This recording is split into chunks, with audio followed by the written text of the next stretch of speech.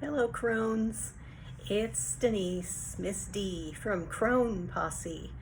How is everybody out there today? Anyway, I just wanted to welcome any new subscribers and welcome my new subscribers. I really appreciated the comments, the support coming from you guys, and I hope that I can create some really engaging, fun, and positive content for you eventually. Once I get past my rants. So anyway, just wanted to check in. I took a little break for myself because I've been going through a lot, processing a lot of my feelings and trying to make decisions about where to go forward. And there were just so many options that I was trying to keep open for myself. And so I finally did decide, because the pending positions that I thought I might actually obtain didn't happen. So I just went ahead and applied for Social Security, and I got my first check. And so because my plan of actually working for another 7 to 8 to 9 years isn't panning out, I don't have that extra income that I was planning on saving, and some of the savings and the extra resources I had became exhausted because I've been off work for over a year. And so I have had positions. I had some positions that were full-time and could have been long-term, but they didn't work out for me because the fit just wasn't there from the environment, I guess, the work environment, and the culture, the work culture was not to my liking anymore or any longer. Things that I would put up with, 10 years ago or even 2 or 3 years ago are very unpalatable for me any longer. And so I think what I'm starting to come to realize, at least I think in the minds of a lot of these small business owners or managers of these businesses, is that they have to create complete control over the staff. And they're very defensive about people possibly wanting to work at home. They want to make sure that they've got all these people under their thumb, basically. I mean, some of them may feel nicer about it, more humane, but what it boils down to me is that these people want wage slaves. That's the only way I can explain it, is that they want to keep control and keep these people under their thumb. And I could not put up with that. And I didn't want to play the game. I just wanted to be myself and be professional and be adult, and not have to be somebody's therapist or somebody's de facto mother or grandmother or wife. And so perhaps it's extreme, but I've just decided at this stage of the game, my options are side hustle. And so my idea of creating a side hustle, hopefully here at YouTube, is something that I decided this is where God's leading me, and where it's taking me. And so all my life I've been an artist, and that's what I've loved, and it's what I've wanted. And I was never encouraged to follow that 110%. I was always told, get that secretary job and you're going to have to work and do this. And I did for a long time. I was actually working and I was singing in opera, classical music, and I also do a lot of different styles of music. But at the time I was working in new opera, and it was difficult because I'd be working, coming from work, to go and have a performance for 3 or 4 hours, and then going home. And it was difficult. I didn't have the support either from family or friends. I didn't have that for whatever reason. It was too much trouble for my family to travel, perhaps to where I was.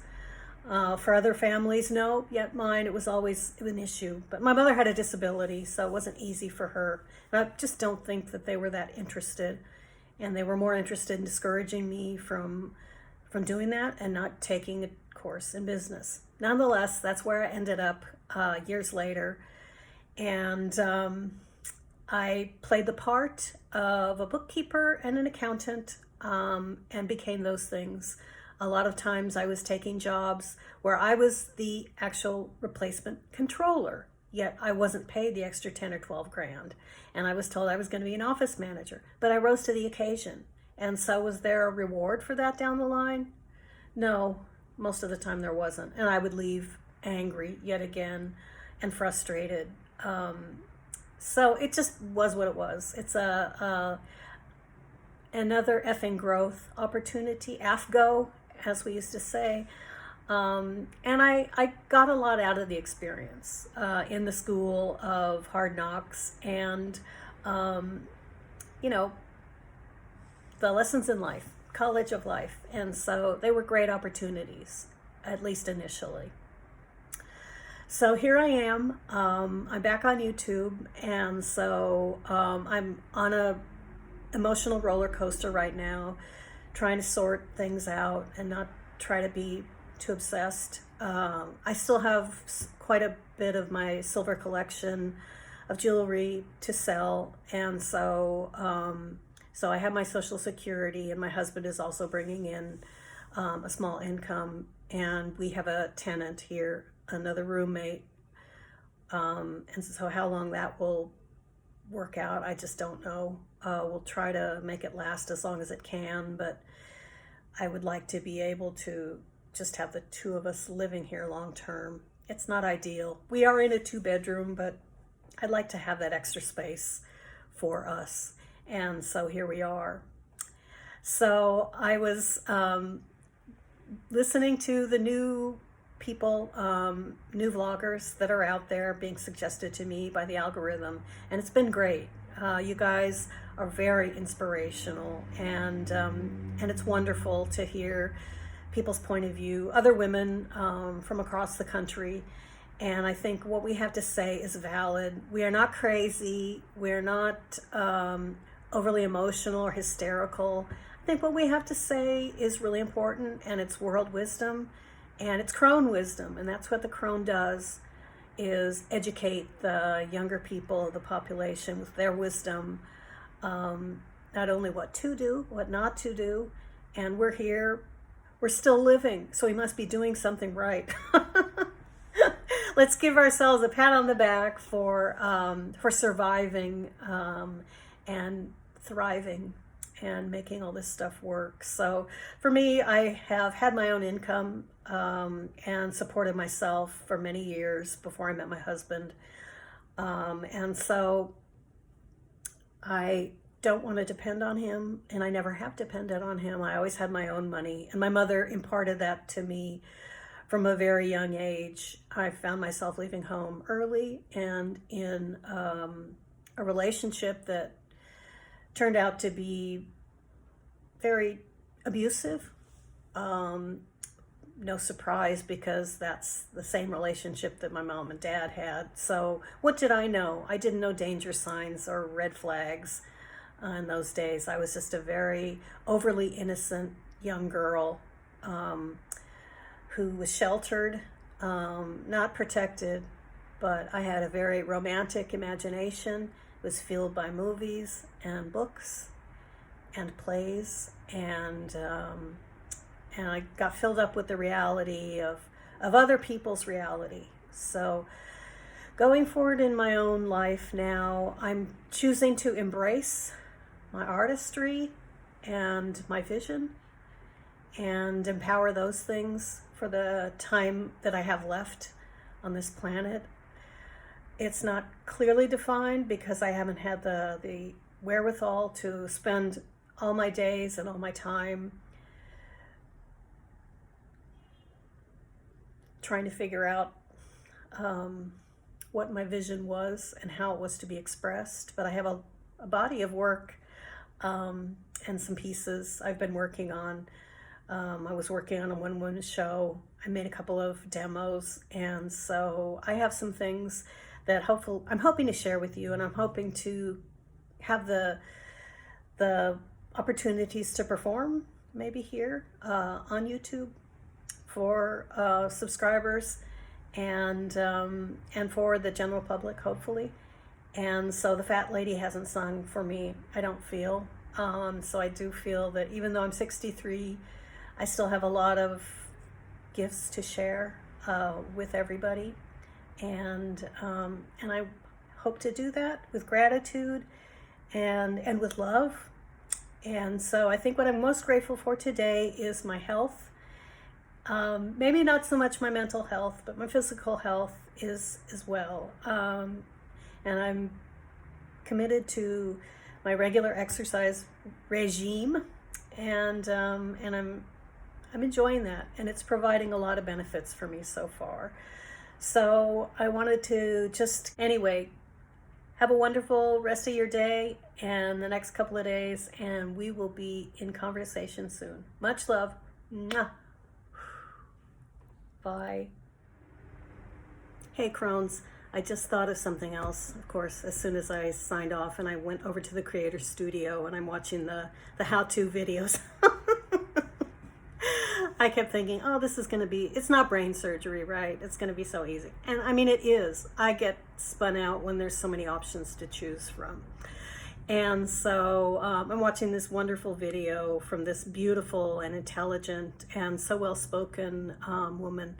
And she's actually telling us that she has the same kind of conversation that I have, which is, why would anybody want to listen to anything I have to say?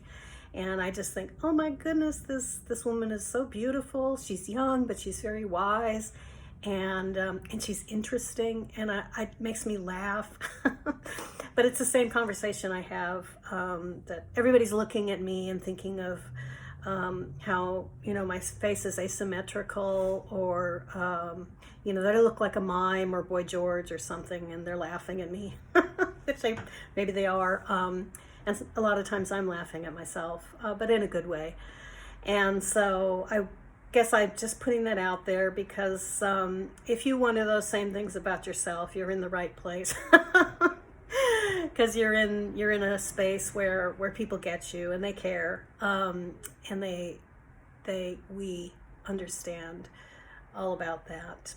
So there was one other thing that I wanted to say, and it was just kind of an odd experience that I'm having as I've stepped away from the work world, and I'm feeling overwhelmed because of all the options that I have and all the things that I could do, and I start second guessing myself, and thinking of all the reasons why I can't do this, instead of just jumping in full-heartedly. And so I don't know if anybody out there is like I am, but sometimes when you easily do something and it ends up being a massive success, that's even more intimidating than being out there and having people making fun of you and laughing at you for all the wrong reasons, which I've had both of those things happen. But I suppose I've had more of the wonderful successes, and the overwhelming feeling of imposter syndrome, or that you don't deserve it, kind of pop up when you're seeing your co-stars and your co-workers kind of coming back with that kind of stone face look, or like a war look at you suddenly, and they're hating on you because there's something that you're good at, and they're jealous. And I remember my mother telling me many years ago how people would be jealous of me. And I never could understand why that was, because in my family, I was never considered beautiful. Not an ugly duckling either, but my parents were really just wanted me to accept the fact that I was ordinary and not to reach above my station for anything else, which of course I was always trying to do. And I thought I was succeeding at that, and turning myself elegant and into a swan. And so that was all I wished for, and that was all I hoped for in life. And so I guess I'm just kind of seeing that very clearly for myself, and just seeing a lot of my fraudulent behavior that came to me out of just wanting to survive and kind of gild myself and recreate myself. So I'm thinking of all these things now as I'm kind of coming out. And I guess I was really nervous to kind of share some of this, because part of me has this kind of disapproving voice in my head that people kind of judge me as I'm airing my dirty laundry, and I shouldn't be saying some of this stuff in public because, frankly, I do have a lot more, and some of it is very dark and probably wouldn't be appropriate to share here, and I wouldn't want to share some of those things. However, those experiences have turned me into the person that I am today and have majorly affected my life. And when I think of those experiences not being present in my life, it would have been a lot different. So in my artistic life, I promised myself that I would take all those merde stories and turn them into gold. So hopefully we can start doing that again. Much love, Crones. Mwah!